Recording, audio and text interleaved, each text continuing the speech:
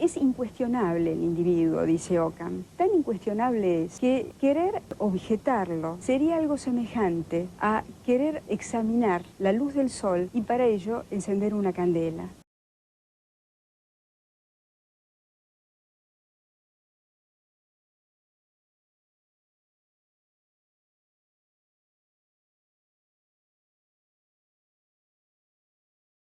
Ningún universal es algo existente fuera de la mente, de uno u otro modo, sino que todo aquello que es predicable de muchas cosas está, por su misma naturaleza, en la mente, sea subjetiva u objetivamente.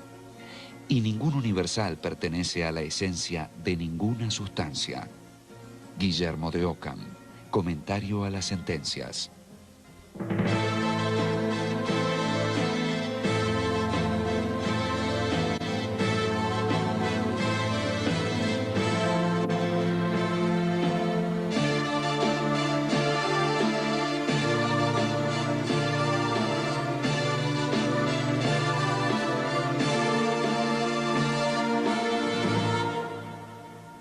Guillermo de Occam. Guillermo de Occam es un filósofo británico. Nació en las Islas Británicas, en la ciudad de Occam, sobre fin del siglo XIII. Nació en 1290 aproximadamente, en 1295, y murió como consecuencia, como víctima de la peste negra, la peste bubónica, en el año 1350. En Múnich. Él nace en Occam, precisamente, que es una villa del condado de Surrey, al sur de Londres. Él en la primera juventud, en los primeros años de su juventud, entra en la orden franciscana de los frailes menores y inmediatamente ingresa en Oxford a estudiar entre 1312 a 1318, donde se recibe. Lo primero que hizo después de estudiar en Oxford fue enseñar en Oxford. Fue comentar las famosas sentencias de Pedro Lombardo. Las sentencias de Pedro Lombardo eran una especie de compendio de todo el saber teológico que había sido resumido por Pedro Lombardo en ese libro llamado Liber Sententiarum, que quiere decir libro de la sentencia, o sea, de las doctrinas, de las tesis, si ustedes quieren. Había un bienio pensado para el comentario a las sentencias como trabajo intelectual dentro del medioevo. En el primer año era pertinente la consideración del tema de Dios uno y trino. Se consideraba además el problema de la creación, los ángeles, el hombre, el mundo en general. Y en un segundo año se trataban ya la encarnación y los sacramentos. Bueno, en el bienio que Occam realiza este estudio y comenta las sentencias, ya se comienza a advertir cierta, cierta influencia hostil en el medio con relación a su trabajo intelectual. Y, esta hostilidad cada vez es ciertamente más fuerte.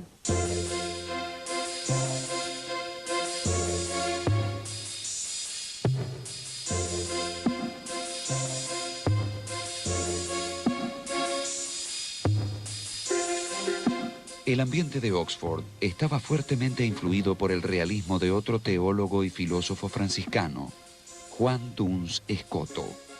Enseñaba, de acuerdo con la tradicional interpretación cristiana de la doctrina platónica, la realidad de los universales, entendidos como ideas o modelos en la mente de Dios. Guillermo de Occam no aceptaba este planteo. En su comentario a las sentencias, afirmaba que los universales no tienen existencia alguna fuera de nuestras mentes y que no corresponden a ideas divinas. Lo único real son los individuos particulares.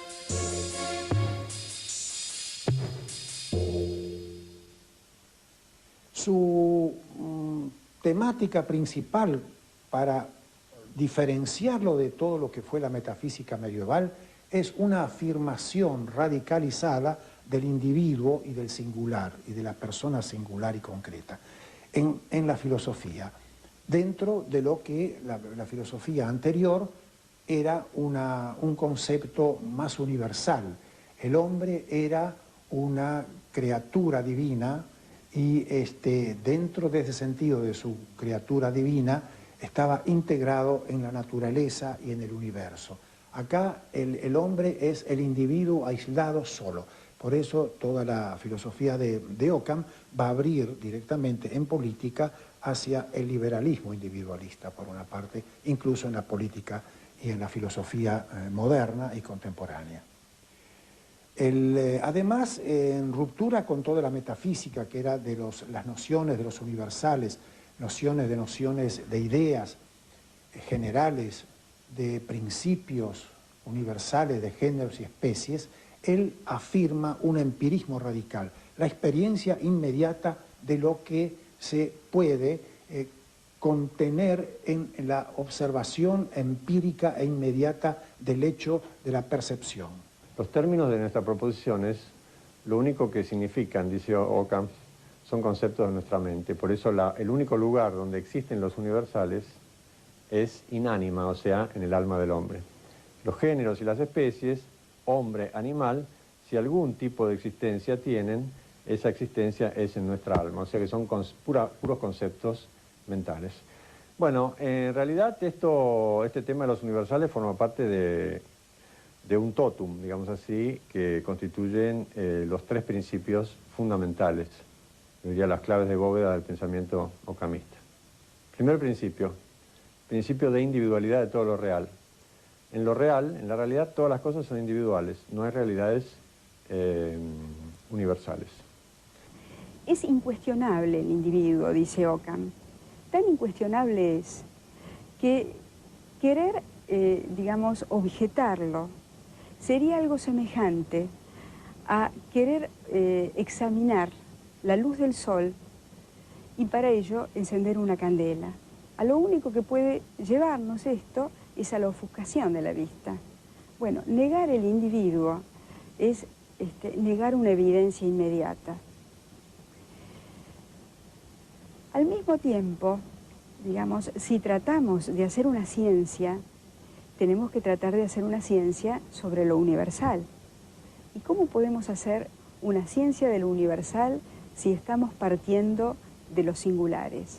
Bueno, este es el gran desafío de Ockham, es decir, tratar de elaborar una nueva epistemología sobre una fundamentación distinta.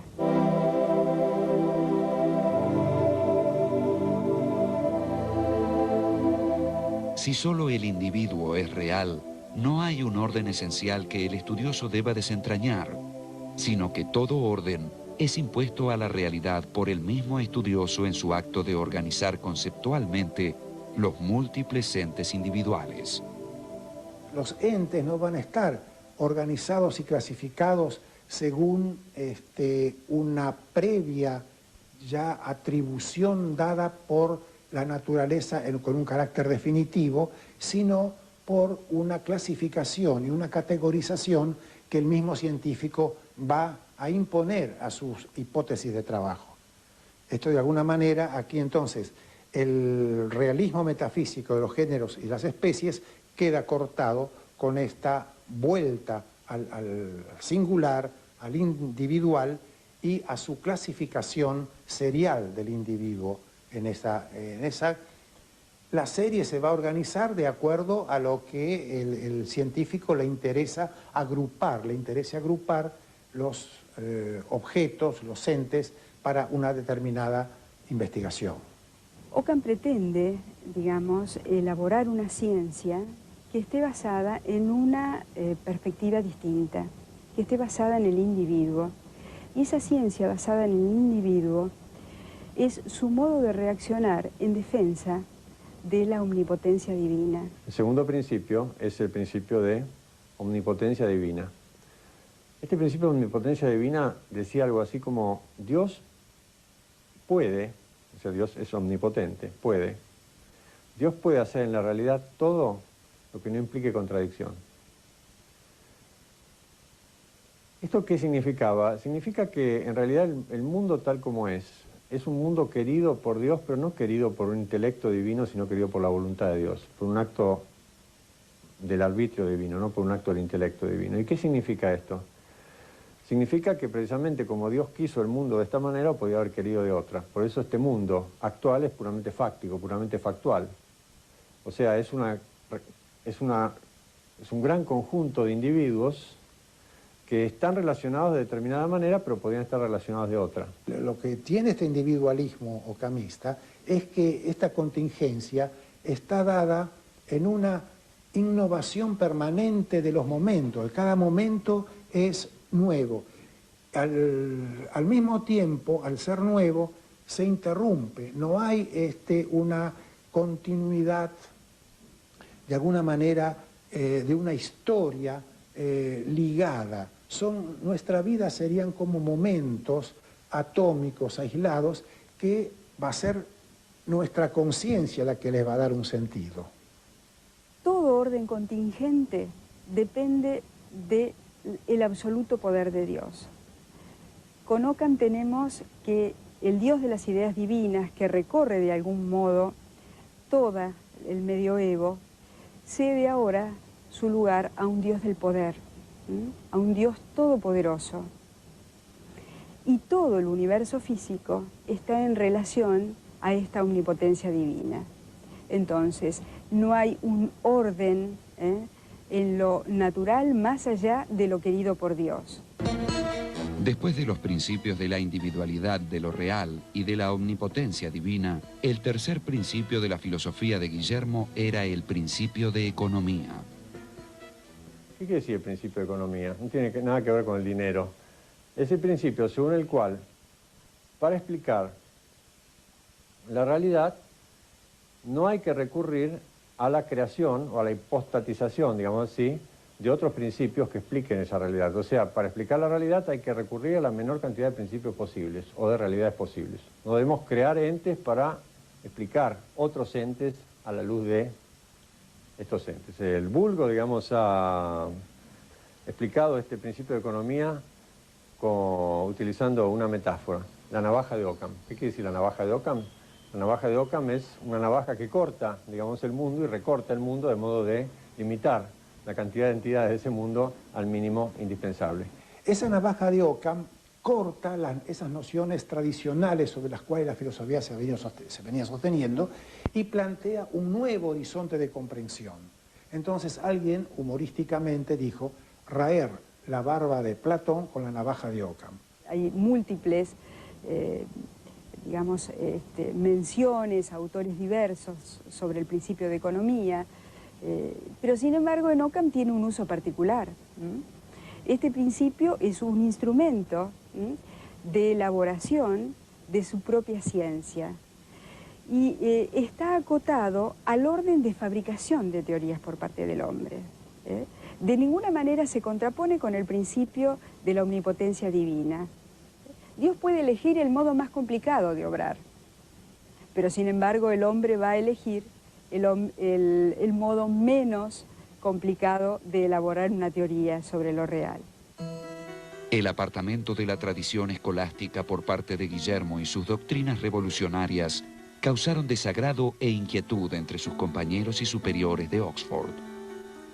Todas las conductas de sus contemporáneos inmediatos son de alguna manera sintetizadas en la advertencia de Jean Lutherell, el canciller de la universidad. El canciller ciertamente le hace advertencias de distinto tipo hasta que finalmente consigue que Ockham sea citado por el Papa en Aviñón en el año 1324.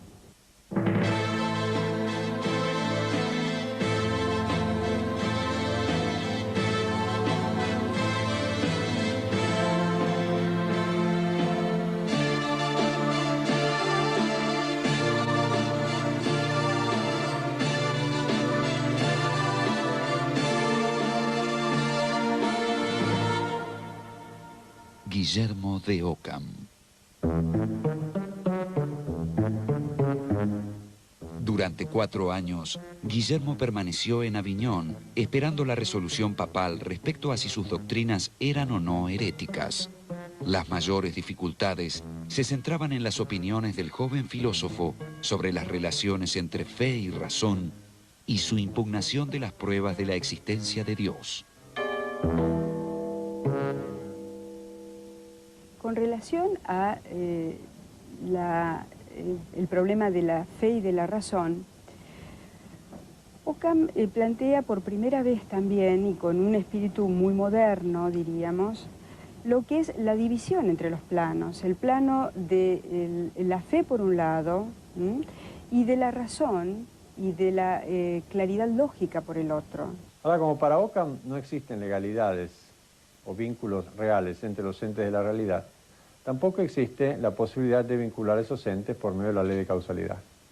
En consecuencia, como no es posible vincular a los entes a través de la ley de causalidad, tampoco es imposible construir una cadena de entes hasta llegar al primer ente, digamos así, que sería Dios. Por eso es imposible para Occam también demostrar la existencia de Dios. La existencia de Dios es una afirmación que queda reservada a la teología y que no puede ser formulada por la razón filosófica.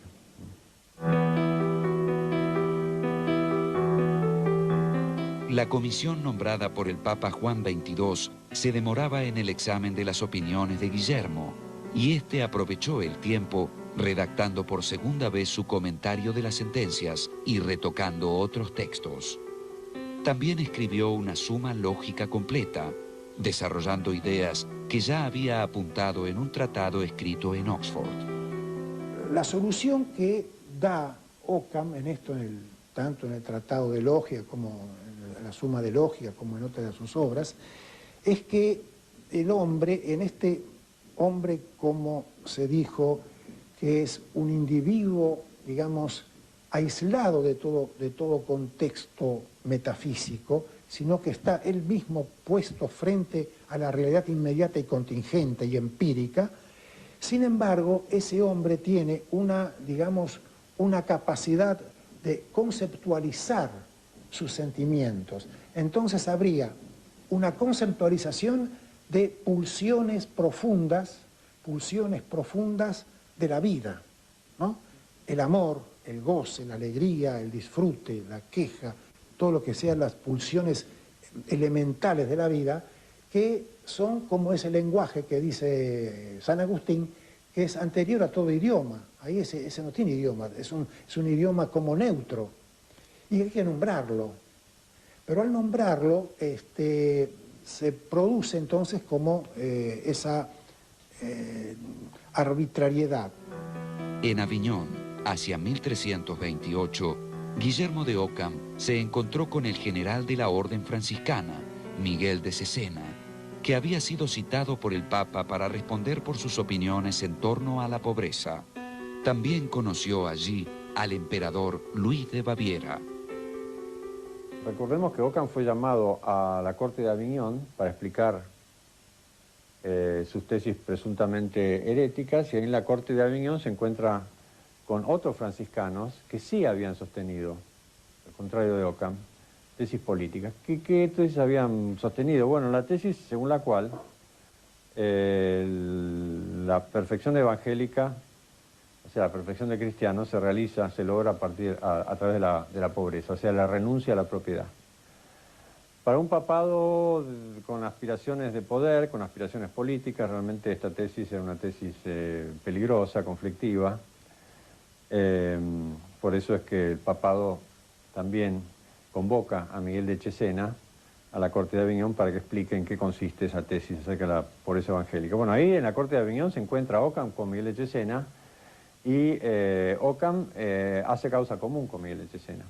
Converge también Luis de Baviera, que buscaba en ese momento, tras ser ungido emperador, la investidura papal. Esta situación fue el desencadenante de una asociación de intelectuales y políticos que se manifestaron en contra de la autoridad del Papa, una autoridad muy discutida en ese momento en función de toda esta circunstancia. Esto hace que en principio se establezca una cierta alianza entre los tres.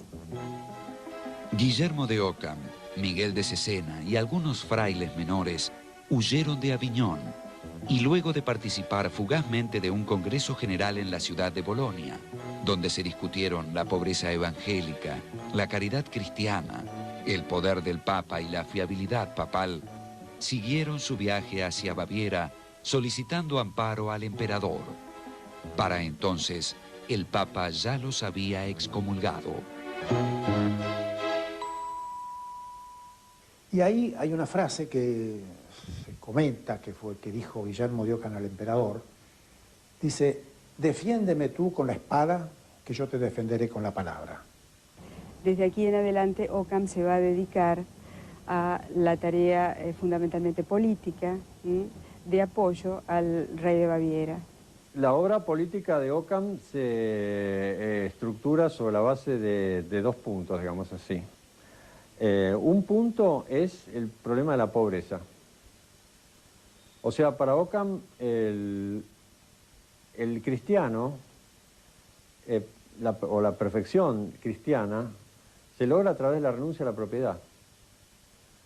Para una corte pontificia, digamos, para la cual la renuncia a la propiedad no era, digamos así, lo más característico.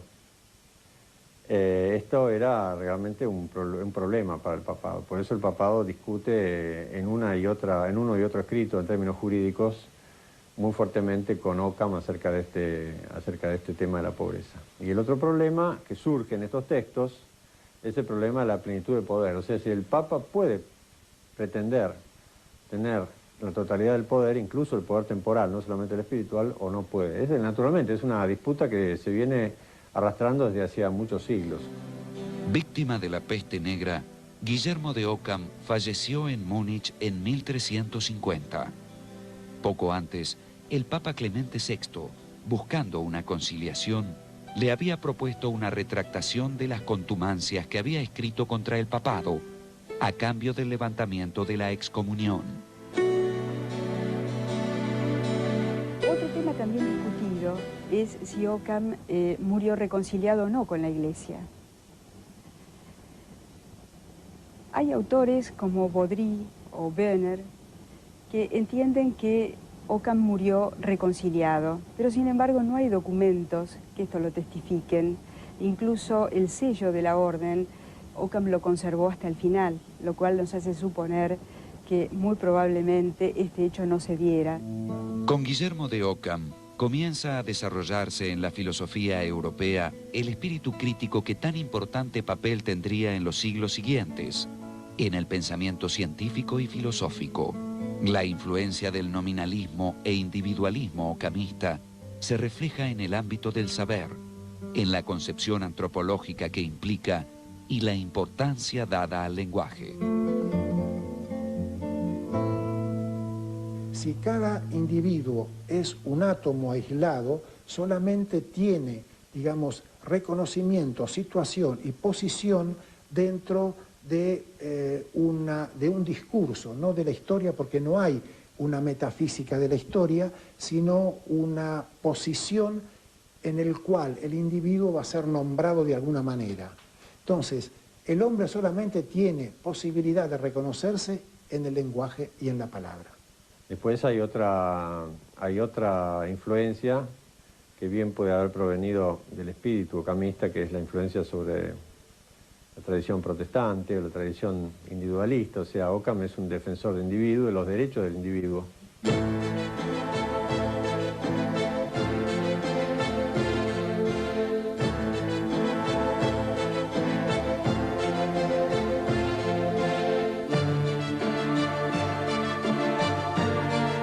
Su influjo se percibe en los movimientos religiosos y políticos inmediatamente posteriores, en el postulado de la separación de Iglesia y Estado, en el respeto por los derechos del individuo, en la defensa de la libertad de conciencia y en la repulsa de cualquier imposición dogmática.